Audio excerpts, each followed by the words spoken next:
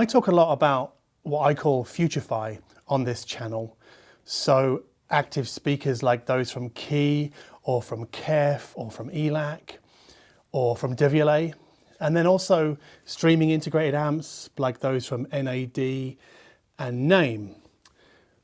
But today I want to talk about something that may be deemed a little bit more traditional, something I enjoy just as much, but for different reasons. About 3 months ago, I put my money where my mouth is. I bought a pair of Klipsch Forte III.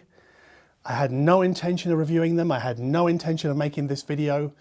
Phil Wright, who writes for Darko.Audio, had already written a great review about them.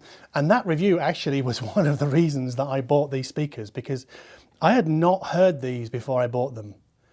So I used Phil's review in combination with my experience with the RP600M stand mount, which I have reviewed, and I enjoyed so much that I decided just to kind of buy these cold, hoping that they would sound as good as Phil had described, the same way that Phil had described. And in a similar way, I was hoping that the Klipsch Forte III would sound like a bigger, better version of the RP600M, and they do. And I'm making this video because many people have requested that I talk about these speakers, so that's what I'm going to do very briefly today.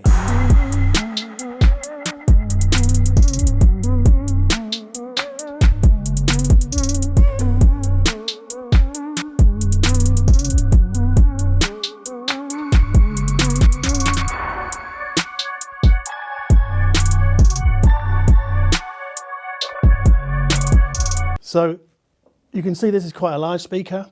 It's a bit taller than normal because I've got them on these pallets that you usually use for moving house. If we take this magnetic grill off the front, move that out of the way, we can see that we've got two horn-loaded drivers here. So we've got a 1-inch titanium tweeter, 1 3/4-inch titanium mid-range driver, and a 12-inch bass driver here. This is treated paper. So this is very unusual. I mean, even at 4K, I can't think of any other speakers, or many other speakers, can you, that have horn-loaded drivers like this? But also, and the other benefit of having them on wheels is I can turn them around very easily, is on the back, we have this 15-inch passive radiator. This is also made of paper. This kind of acts like a porch, really.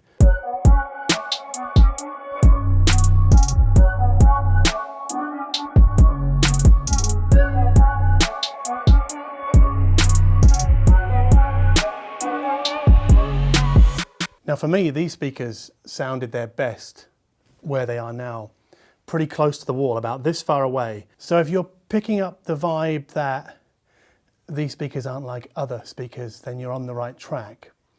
Notice also that I've angled them in a little bit. I prefer that. And the extra height that the wheel platforms give them actually moves the tweeter just a little bit above ear level from when I'm sitting here, which tames it a little bit because it can be a little bit keen at times. And then it lifts that mid-range driver up.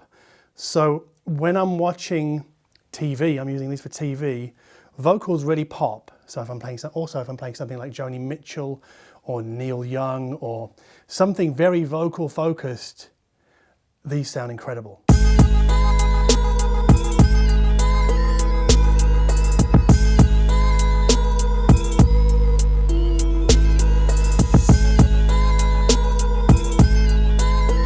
So the Forte III sound nothing like any other speaker that I have in my house right now. So all the others, like the Kef reference one that I have over here, Key 3, ELAC Navis over there, Kef, LS50 wireless, they all sound closer together over here, and then you've got the Klipsch Forte III over here. So very, very different. Now that doesn't always mean better, not for every particular quality. So for example, the Klipsch are definitely a more forward sounding speaker, but they're nowhere near as refined as, say, the Kef reference. Not even close. Neither are they as good with imaging. The Klipsch tend to give us more of a vaguer wall of sound. than do the Kef Reference 1, but the Forte 3 have that real punch. They sound more alive, more dynamic, more real, more vivid, just more of everything compared to the Kef or the keys or whatever. Well, probably not the keys quite so much because they really leap out at you, but generally speaking, these Klipsch really come at you with music, and not in an overly aggressive way, just everything pops. They're highly dynamic and they make for a very exciting listen. So the Klipsch Forte III, they have energy, they have jump factor, they have pizzazz, they have snap, they have shove.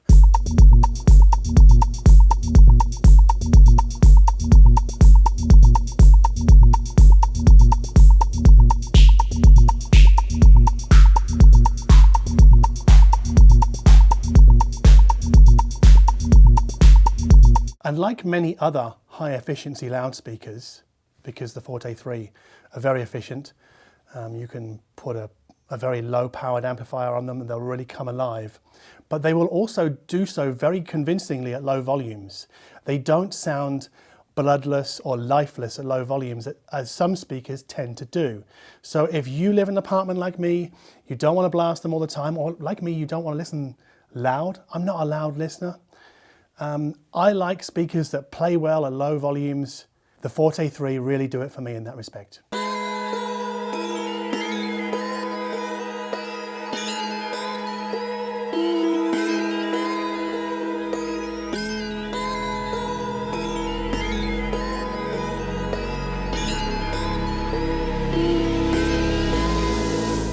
So let me give you a few examples. This week I've been listening to Billy Bragg's BBC Sessions album, and we really get more tone, more bite from his guitar. I mean, it's just a dude singing an electric guitar, and it's pretty raw, and we really get that raw feeling from these Klipsch.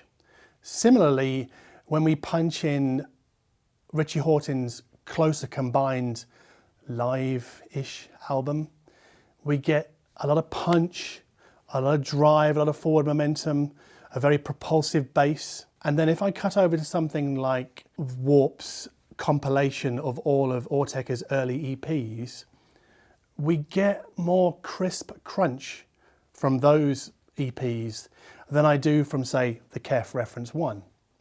So that's how they differ. I mean, this is a very different sounding speaker. It won't be to everybody's taste. If you want more refinement and more of a richer, especially smoother sounding treble, you want something like the Kef. These do not satisfy you in that regard. They're just raw and they're live and they're energetic. So does that mean that the Klipsch are coloured and that they're a long way from neutral? Well, assuming we could possibly know, which we can't, but assuming we could know, I would guess not.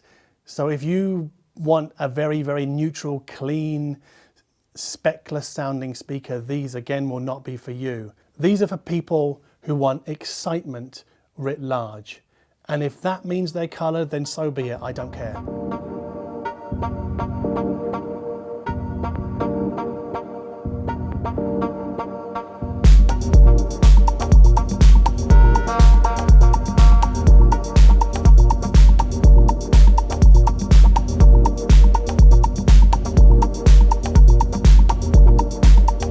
Now, as with all passive speakers, we then have to ask ourselves, which amplifier will we use to power them?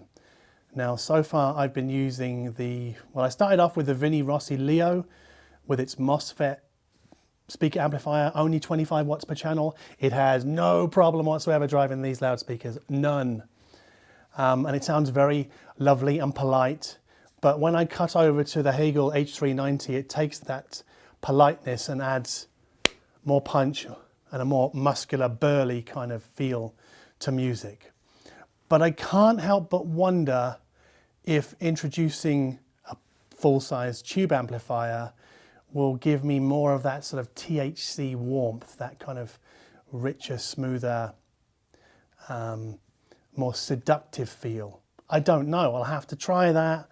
Anyway, we will see what happens with amplifier choices down the line. I cannot enthuse enough about these speakers. They really fit well with my music tastes of predominantly, but not exclusively, indie rock, alternative rock, electronica, IDM, techno, maybe a bit of house, but not too much.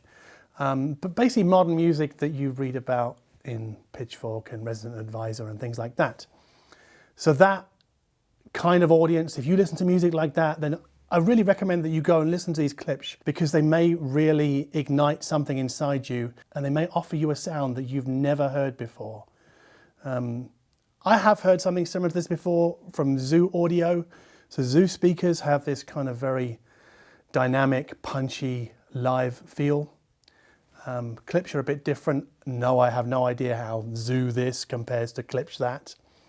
But anyway, I thought I would just share these thoughts with you as a follow-up to Phil's review. I'll link to Phil's review in the description box below, so please expand that. That's the little triangle if you're on a phone. If you like this video, if you like my enthusiasm for different speakers like this, or if you like my attitude towards audio gear in general, then please subscribe to this channel and give us a like, or give us a like and then subscribe to this channel. And as always, thank you so much for watching.